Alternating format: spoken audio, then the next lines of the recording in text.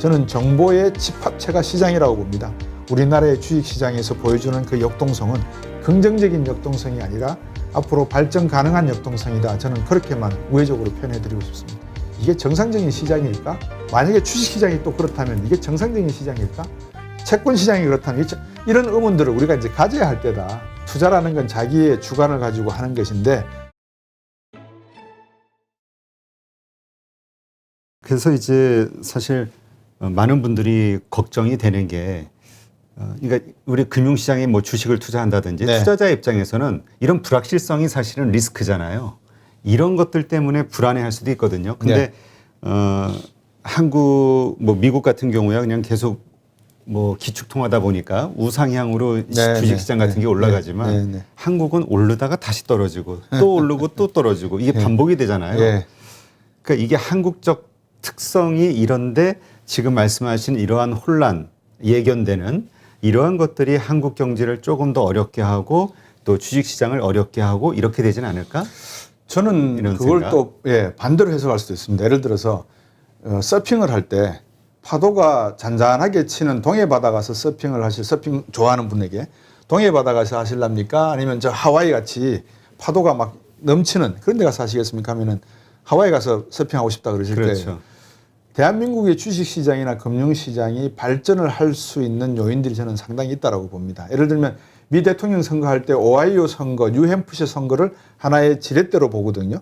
그럼 대한민국을 세계 금융시장의 중요한 벤치마킹 시장으로 볼 수 있는 게 방금 말씀하신 변동성이 있다면 저는 그 변동성은 중요한 장점이라고 봅니다. 물론 단점도 될 수 있습니다. 근데 이제 대한민국 주식시장이 왜 이렇게 변동성이 크냐? 이렇게 해석해드리면 어떨까 싶습니다. 미국에서 오늘도 9월 28일 화요일인데 미국 시간으로 화요일, 그러니까 이제 한국 시간으로 내일 제롬 파웰 미 연준 의장이 상원의 뱅킹 커미티에 가서 이제 증언을 하게 돼 있습니다.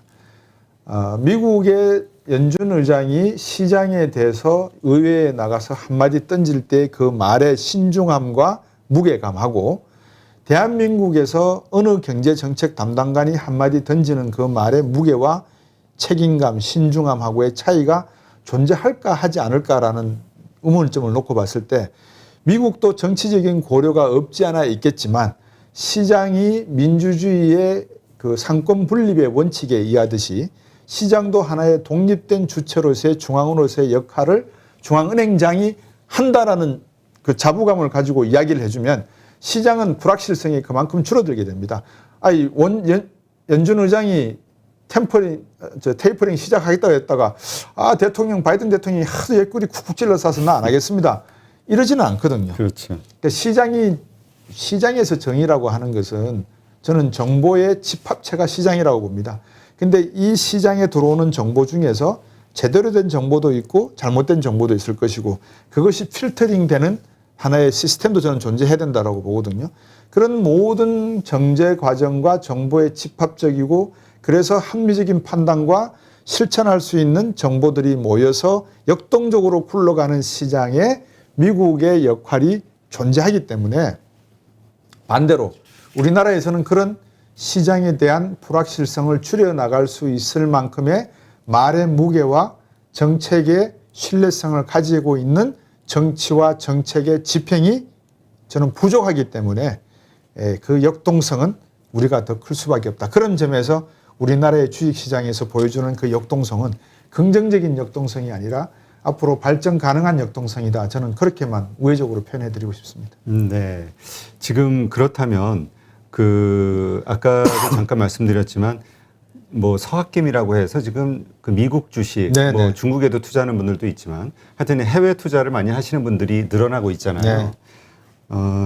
이 앞으로 펼쳐지게 되는 예상하시는 그런 여러 가지 상황들 속에서 한국의 주식을 투자하는 것이 낫겠나 아니면 해외 주식을 투자하는 게 낫겠나 이거에 대해서도 좀 사실 의견들이 분분하거든요. 근데 개인적으로 이제 뭐 방송이지만 뭐 저희들 공영 채널은 아니니까 어떤 사적인 견해를 말씀드리면 저 같으면은 이런 말씀드리면 또 이제 댓글에 막 엄청나게 오실 건데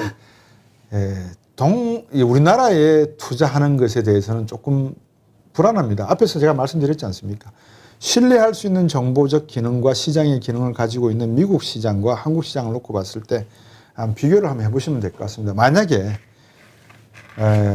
1990년대 초반에 네. 애플과 구글과 이런 그 페이스북 같은 회사들이 상장을 했을 때 가격이 45달러, 뭐 20달러 정도 했었단 말입니다. 이때에 대한민국 국민연금이 그 주식들을 샀다면 엄청난 대박이죠. 근데 왜 안 했을까요? 저는 이제 그게 의문인 거예요. 그러면 대신에 삼성전자 주식을 사고 우리나라 주식 시장도 키워야 되니까 당연히 사야 되겠죠. 근데 국민연금이 연금을 예를 들어서 그렇지만 개인으로 바꿔보면 당연히 여쭙고 싶습니다. 모더나 주식이 한 6개월 전에 한 60달러 정도 했단 말입니다. 지금 이게 450불까지 갔었단 말입니다. 그러면 우리나라 주식을 살까? 모더나 주식을 살까? 우리나라 제약주를 살까? 모더나 주식을 살까? 아유 무슨 소리 하냐. 우리나라 제약도 모 제약 같은 경우는 2만 원짜리가 20만 원까지 뚫었었다. 60불짜리가 400불 간 거 가지고 게임이 안 된다. 그렇게 말씀하시면 뭐 할 말은 없습니다. 근데 논리적이고 이성적으로 따져보시죠. 어느 시장이 더 정직하고 그나마 안정적으로 가격이 반영이 되었다라고 볼 수 있을까요? 저는 그런 측면에서 아까 말씀드렸다시피 주가가 상승하는 거는 주식 투자자 입장에서 볼 때 뭐 100배 뛰든 1000배 뛰든 그게 무슨 상관이야. 내가 돈 벌면 그만이지.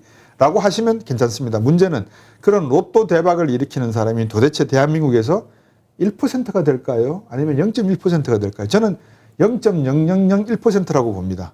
소위 슈퍼개미라고 시장에 나와서 유튜브 방송도 하고 계시는 분들이 있는 걸로 제가 아는데 그런 분들이 큰 대박을 일으켜서 뭐 수백억 단위의 자산을 굴리시게 된 게 대한민국이니까 가능했던 부분도 존재를 하지만 미국 시장에서는 그런 부분이 없다 하더라도 오히려 한 분보다는 한 10분이나 20명이 더 많은 사람들이 그런 안정적인 투자의 성과를 내지 않았을까.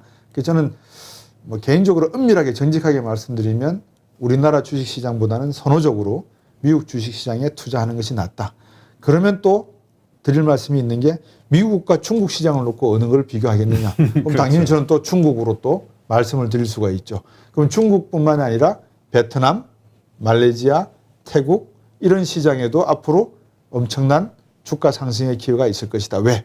중국이 세계 경제의 한 부분을 차지할 수 있다면 거기에 연관된 국가들의 산업들도 같이 뛸 수밖에 없기 때문에 중국과 주변 동남아시아 국가들의 주식시장은 향후에도 상당히 긍정적이다. 저는 그렇게 볼 수도 있을 것 같습니다. 네.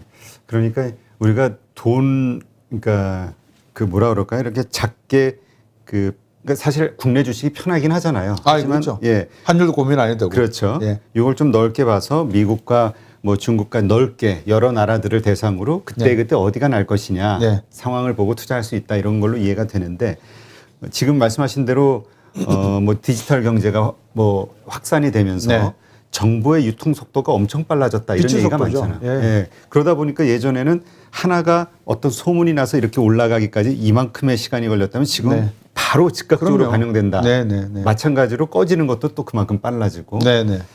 그래서 이제까지 주식 투자는 워렌 버핏처럼 장기 투자를 해야 된다. 이런 이야기가 이제 대세였는데 세상이 바뀌었기 때문에 이제는 달라져야 되지 않냐 이렇게 생각하시는 분들도 있거든요. 참 좋은 질문입니다. 이제 그거 가지고 제가 지도 교수님, 박사 논문 하기 하시던 지도 교수님하고도 이제 조금 이제 소통을 했었습니다. 우리 지도 교수님은 단타가 해야 돈 벌어.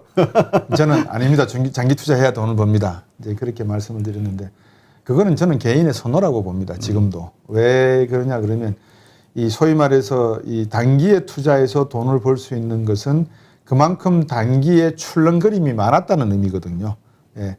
중장기로 갔다는 것은 출렁거림이 있었지만 이거를 한 10년 단위로 놓고 보면 평균선은 일정하더라라는 안정적인 그 안목을 가지고 하는 것이죠. 어느 것이 더 편하냐. 굵고 짧게 살고 싶으면 단기를 하면 되고요. 길고 가늘게 가고 싶으면 장기를 하면 저는 어떨까 싶습니다. 근데 주식 투자도 그렇고 왕도라는 건 없지 않습니까? 그렇죠. 개인마다 위험에 대한 선호도가 다 틀리기 때문에 단기 투자를 하셔서 이득을 보시는 것을 선호하는 분들은 단기 투자를 하시면 되는 거고 장기 투자를 하시고 싶은 분들은 장기 투자를 하시면 되는데 이제 그런 하나의 그 틀이 있습니다. 예를 들면 노르웨이나 스웨덴이나 이런 그 복지 국가들의 연기금 채권을 매입하는 이런 나라들은 단기 투자하지 않습니다. 3%에서 4% 이 수익을 내더라도 이런 채권과 같은 중장기적 투자를 많이들 하시더라고요. 근데 개인 입장에서 놓고 봤을 때는 글쎄요, 단기를 해가지고 돈을 벌 수 있는 방법이 어떤 방법인지에 대해서는 잘 모르겠습니다. 왜냐하면 지금은 이 주식 거래나 가격의 매매를 프로그램으로 다 알고리즘을 깔아놓고 시작을 하지 않습니까? 그러니까 이제 일단 많은 개인 투자가들이 아시는 컴퓨터 앞에 앉아서 버튼을 누르는 식이 아니고 개인 투자가 안에서도 준기관 투자가들처럼 투자하는 분들도 계시거든요. 근데 이분들이 어떤 역할을 하냐에 따라서 주식에 많은 출렁거림이 있다. 저는 그렇게 생각하고 있습니다. 그러니까 자동 그 매매 프로그램에 의해서 네. 예. 아니 주식 창을 보시면 한 주씩 매입하는 게 순식간에 1111 하고 쭉 내려가는 게 나온단 말입니다. 네. 이거를 손가락으로 눌러서 1을 눌렀을까요? 아니면은 일정한 알고리즘을 사용했을까요? 저는 알고리즘 사용했다고 보거든요. 과연 그런 알고리즘을 사용하는 개인 투자가들을 순수한 개인 투자가로 봐야 될 것인지 아니면 준기관적 개인 투자가로 봐야 될지 결국 그런 분들이 이제 변동성을 일으킬 수 있는 부분이 있는 거죠. 네. 네. 하긴 뭐 기관들도 뭐 알고리즘 투자를 많이 하니까. 네, 네. 그러니까는 우리가 해서 이게 하는 그 시간 속도에 그 뭐 몇십 분의 1의 빠른 속도로 그렇죠. 빠르게 뉴스가 나오자마자 그에 대한 즉각적인 반응도 빠르다는 이야기가 있으니까 알겠습니다. 하여튼 이 부분은 계속 가는 숙제일 것 같네요. 숙제해야만 됩니다. 만약에 여기에 답이 딱 정해져 있으면 재미가 없죠. 그렇죠. 투자라는 것은 쫓고 쫓기는 그 맛으로 어느 정도 우리가 느끼면서 가는 것인데 바라는 것이야 투자한 분들이 모두 다 승리하는 것이 좋죠. 돈 벌고 싶죠. 예, 돈 벌고 싶은 게 좋죠. 그러시려 그러면 제가 방법을 가르쳐 드릴 수도 있습니다. 첫 번째는 적금하시면 됩니다. 적금 드시면 마이너스 금리를 하더라도 자기 돈은 잊어버리지는 않습니다. 그래서 적금을 드시는 게 제일 안전하고요. 두 번째 방법은 부동산이나 금과 같은 다른 대체 자산을 투자하시면 될 것 같습니다. 주식은 변동성이 크지만 부동산 같은 것은 변동성이 그다지 크지가 않거든요. 그래서 부동산 투자가 하나의 또 방법이 될 수 있을 거죠. 부동산 안에서도 뭐 단독주택이냐 아파트냐 뭐 연립상가냐 뭐 여러 가지가 있겠지만 그거는 이제 전문가분들에게 상의해 보셔야 되고 대체 자산에 대한 투자도 주식이 아니라 나는 이게 막 급하게 움직이는 게 너무 불안해. 두 다리 뻗고 자면 돼. 은행에 넣어주시는 게 최고고요. 아니면은 뭐 금이라든지 대체 자산, 안전한 자산에다 투자하시는 것도 방법이라고 봅니다. 네. 근데 이제 그게 이 성이 안 차니까 수익이 그게 문제죠. 그렇죠. 옆에서는 나 비트코인 해가지고 이번에 외제차 뽑았다 그러죠. 비트코인 해가지고 나 집을 연끌해가지고 비투 해가지고 집 샀는데 6억 올랐다 이러는데 자기는 지금 집 살 때 아니라고 곽수정 박사 말을 믿고 집을 안 샀더니만 이 집값은 계속 오르고 있는데 도대체 사라는 거야. 이제 이런 말이 되면 이제 안 되는 거죠. 그래서 문제는 투자라는 건 자기의 주관을 가지고 하는 것인데 내가 생각했을 때 나는 마음이 좀 소심해. 그래서 리스크 별로 좋아하지 않아. 그냥 나는 내 돈만 보관하고 싶어. 조금 이자라도 받으면 좋고 라고 하는 분들은 적금 드는 게 좋고요. 난 좀 도박기도 있는 것 같고 투기꾼도 있는 것 같고 막 좀 와일드한 걸 좋아해. 그러면 단기적인 투자로 해서 한번 해보시는 것도 뭐 나쁘진 않다고 보여집니다. 물론 자기 돈으로 해야죠. 네. 요즘 뭐 비연끌이니 뭐 비투니 해가지고 이 비투에 대한 문제 심각하다라는 이야기가 나오는데 투자하게 되면 이게 심리적으로 되게 쫓기게 되는 거겠죠? 그럼요. 비투를 하시게 되면 이제 소위 말하면 선물을 하면 마진콜이 들어오듯이 그 빚을 내서 투자했기 때문에 이자 돈이 계속 나가야 되지 않습니까? 그렇죠. 그 이자 지급한 날짜가 도래를 했는데 주가는 빠져가 있다. 그러면 자기 생돈 또 날아가잖아요. 주식을 팔아야 되잖아요. 신용으로 매입을 한 분들은 그 어떤 의미인지를 아마 이해를 하실 겁니다. 만주를 들고 있어도 이 만주의 가치가 빠져가지고 80%밖에 안 되는 상태에서 이자 돈을 내기 위해서 팔면은 다시 그 가격에 살 수 있냐? 못 사거든요. 이제 그런 식으로 해서 손실이 발생하니까 비투를 하시는 분들에게는 이런 그 변동성이 큰 구간에서는 일찌감치 정리하고 있는 것이 낫지 않을까 저는 그렇게 생각합니다. 제가 방송을 하면서 이제 투자하는 분들에게 이렇게 이제 뒷이야기를 가끔 여쭤보고 들을 때가 있습니다. 예를 들어서 이제 제가 그렇다는 것이 아니고 제가 이제 패널로 나갔을 때 곽 박사님 요새 주식 하십니까? 그러면 방송에서는 제가 요즘 주식시장이 좋아집니다. 제가 볼 때는 한국 주가도 코스피도 한 3,600 돌파해서 4,000 갈 수도 있다고 저는 봅니다. 라고 말은 했어요. 근데 방송 딱 끝나고 뒤돌아서서 이제 저희들끼리 다 말을 할 때 어떤 종목을 그렇게 사셨습니까? 이렇게 여쭤보면 저는 정리 다 했는데요, 벌써. 네, 그런 분들도 계십니다. 아, 그래요? 예. 그래서 이런 측면에서 놓고 봤을 때 노이즈라 그러죠. 소위 말하는 오류 또는 왜곡, 에러 이런 것들이 아까도 제가 말씀드렸잖아요. 시장에 정보가 들어오는데 이 정보가 과연 정직한 정보냐 아니면 엉터리 정보냐 여기에 대한 개인 투자가들의 명철한 판단이 존재해야 되는데 그런 판단을 제공하는 정부의 기관, 개인 투자가들이 얼마나 많이 있을지에 대한 의문은 여전히 남아있다 이렇게 말씀드리고 싶습니다. 그렇군요. 그러니까 하여튼 결국은 우리가 들어오는 정보를 그대로 다 믿는 게 아니라 걸릴 수 있어야 돼요. 그럼요. 그러려면 이제 사실 좀 비교 검토를 그래서 해봐야 이런 책들을 되는 읽으시라고 하는 겁니다. 네, 알겠습니다.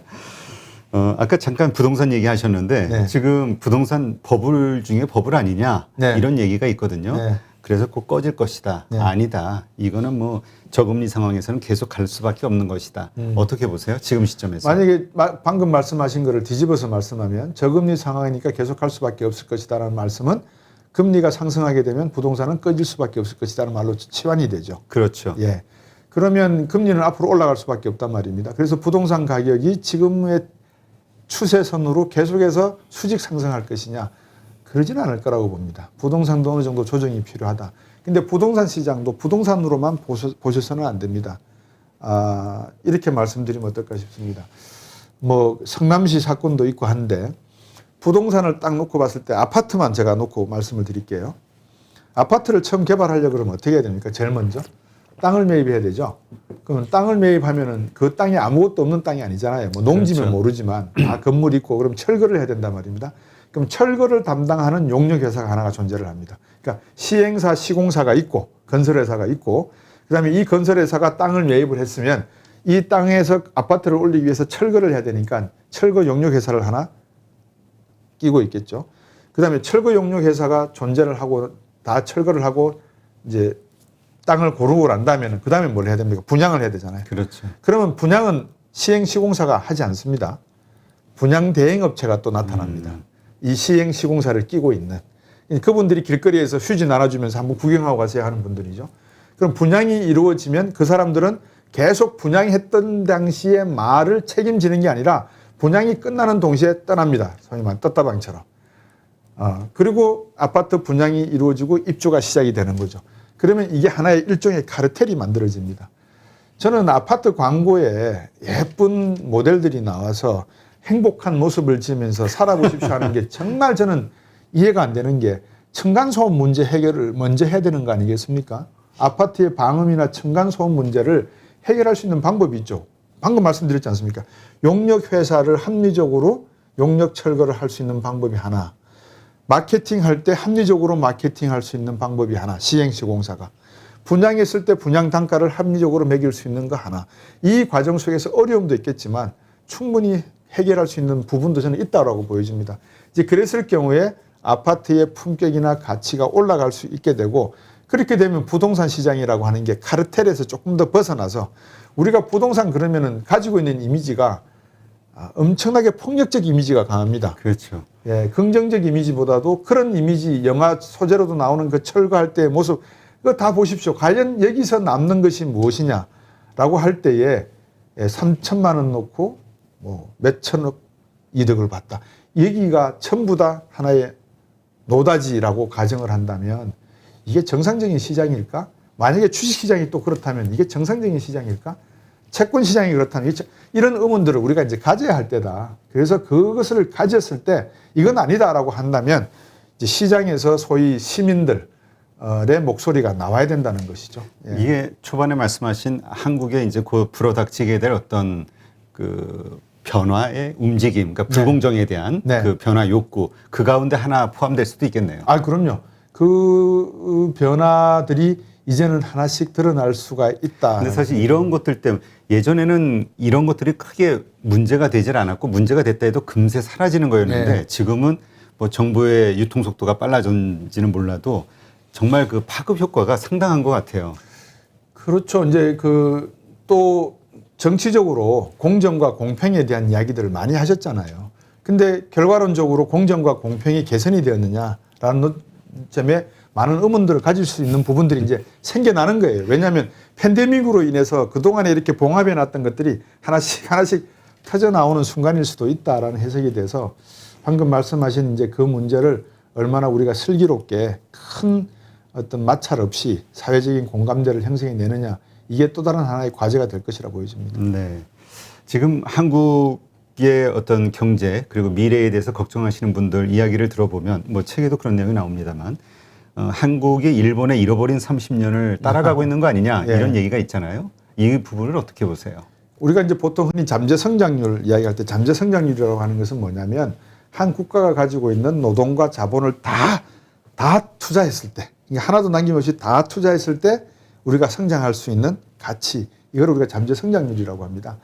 1960년대부터 해서 80년대 후반까지 우리나라 잠재 성장률이 5%를 넘던 시대가 있었냐면 지금 우리나라 잠재 성장률은 2025년까지 가면서 1%대로 추락할 것이다라고 이야기가 됩니다. 그럼 잠재 성장률이 추락을 1%대로 한다면 만약에 소비자 물가가 2%, 3% 간다 그러면 실질 성장은 마이너스가 되지 않겠지 않습니까? 그럼 마이너스 성장에서 우리나라와 같이 나는 아직도 배고프다, 우리나라 국민들과 같이 경제하려는 의지가 강한 국민들에게 얼마나 만족감을 드릴 수 있을까라는 문제가 결국은 이제 정치 사회적인 문제로 이어지지 않겠습니까?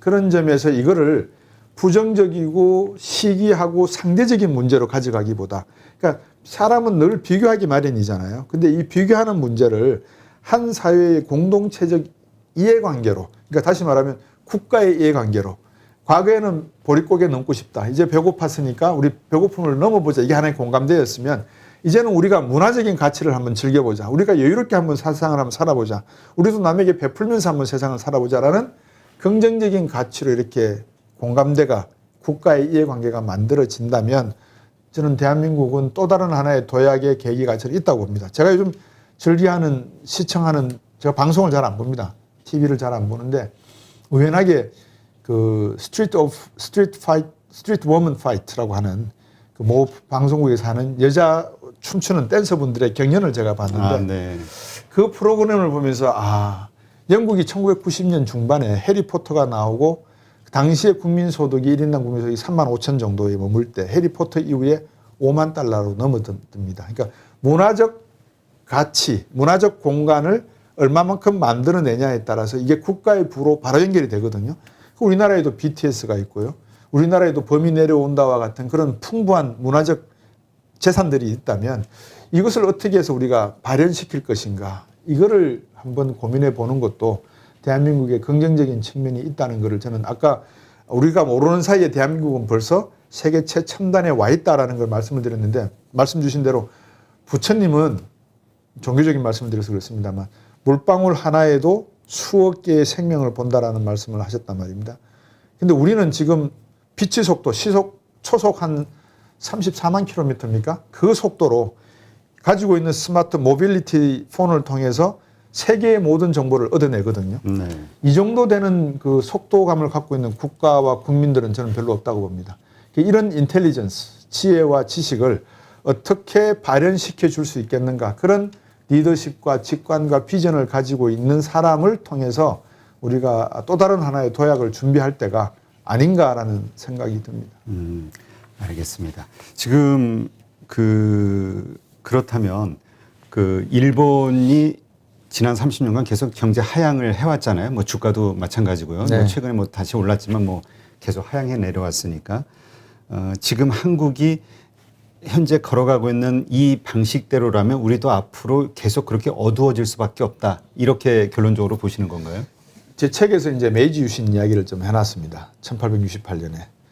메이지 유신 말씀을 드렸던 이유는 일본의 경제가 에도 시대를 접고 새로운 출발을 할 때 유신이 일어나서 그 산업이 결국 2차 세계대전까지 연결되는 하나의 국가 부흥의 시대를 맞이했거든요. 이제 그거를 본떠서 우리도 하나의 그 유신이라는 개념을 부정적으로 해석하지 마시고 1960년대 산업 발전의 모습이 그런 형태의 그 성장으로 이루어졌단 말입니다. 그래서 부동산 가격도 많이 뛰었고 자산 가격도 많이 뛰어서 1인당 국민소득도 1986년을 기점으로 해서 2,500달러를 넘어서면서 1990년대에 $10,000를 들어섰습니다. 이게 이제 정체 상태에 온 겁니다. 아까서 제가 잠재 성장률 말씀을 드렸지만 일본의 잠재 성장률이 0%에 가까워지고 있고 일본의 국가 부채가 GDP의 200%를 넘는데 그러면 한국은 어떻게 할 것이냐. 한국이 어느 방향 두 가지 모델이 있습니다. 세계 경제가 2차 세계대전 이후에 국가 발전 모델이 하나는 독일 모델이고 하나는 일본 모델입니다. 일본이라고 하는 국가의 수출 경제고요. 독일도 수출 경제입니다. 근데 독일은 프랑스, 영국 주변의 많은 국가들과 함께 어우러져 생활을 할 수 있었기 때문에 부흥의 속도나 깊이가 달랐고 일본의 같은 경우에는 과거사에 대한 반성이나 이 동남아 국가들과의 현합과 협력이라는 관점보다도 제국주의적 아주 오점적인 그런 역사의식과 가치를 잔재의식 속에 가지고 있으면서 필리핀이나 동남아 국가들과 상대했기 때문에 저는 독일과 일본은 다른 결을 가졌다라고 보여지거든요. 그러면 한국 경제가 과연 독일을 따를 것이냐 일본을 따를 것이냐 놓고 봤을 때 저는 독일 쪽으로 가야 된다고 보여집니다. 우리는 어떻게 하면 동남아 국가들과 중국과 협력 관계를 가져갈 것인가에 대한 고민을 가져야지만 이 일본이 겪고 있는 잃어버린 30년 1995년 이후에 이 일본의 성장률 정체 국가 부채의 급등 그리고 국가 경제의 경쟁력 상실 국민의 의욕 상실 이런 것들을 우리는 답습하지 않고 갈 수 있겠는가. 거기에 해답이 있다는 뜻으로 책에서 메이지 유신의 정신을 일본이 한 번쯤은 다시 찾아야 된다. 그 말은 우리 스스로에게 제가 던지는 메시지였습니다. 알겠습니다. 그러니까 하여튼 우리가 말씀하신 대로 그 위기와 기회 네. 이것을 동시에 가지고 있고 이걸 어떻게 우리가 선택할 것이냐. 그렇죠. 결국 우리의 선택이 중요한 문제가 되겠네요. 네. 예. 우리의 선택이 중요한데 이제 그 선택은 아시지 않습니까? 경제학자가 선택할 수 있는 것도 아니고 그 자연과학은 실험실에서 실험하다가 잘못하면 뻥 하고 터지면 실험실이 날아가는 걸로 끝납니다. 그리고 오류를 수정하겠죠. 제가 극단적으로 표현이 죄송한데 사회과학은 실험 잘못하면 사회가 파탄나요? 사회가 파탄. 사실 그렇습니다. 경제적인 질서를 가지고 실험할 수 없지 않습니까? 그렇죠. 가볍게. 그래서 그만큼 신중해야 되고 종합적이어야 되고 철학적이어야 되고 가치적이어야 된다는 말씀을 제가 드리는 겁니다. 네, 알겠습니다. 네, 오늘 혼돈의 시대 경제의 미래 책의 저자이시죠. 곽수종 박사님을 모시고 코로나 이후 달라진 경제 환경 속에서 세계 경제 그리고 한국 경제가 어떠한 모습을 보일 것인지에 대해서 한번 깊은 말씀을 나눠봤습니다. 오늘 좋은 인사이트 감사합니다. 예, 감사합니다.